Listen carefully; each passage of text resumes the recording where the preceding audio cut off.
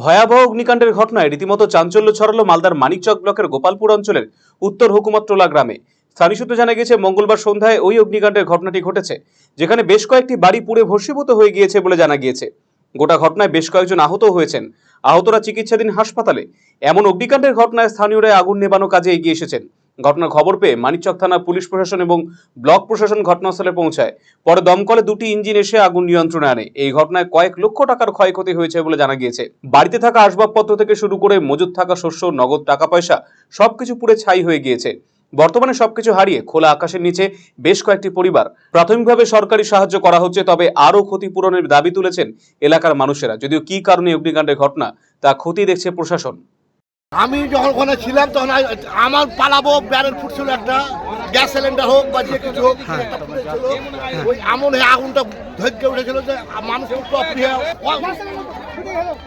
Gas cylinder উঠে আবার আগুন সব ধৈর্য গেল, সব পালিয়ে উঠপাই না, সব মানুষের উপরে। আচ্ছা, আগুন কি নিভানো সম্ভব?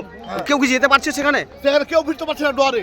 আচ্ছা, কি ফুটছে, আগুন ফুটছে, গ্যাস সিলিন্ডার ফুটছে, কেউ বুঝতে পারছে। আচ্ছা, কেউ আটকে পড়েছে সেখানে? কিছু কিছু ওটা যেতে পারছি না, আগুনের কাছে যেতে পারছে না।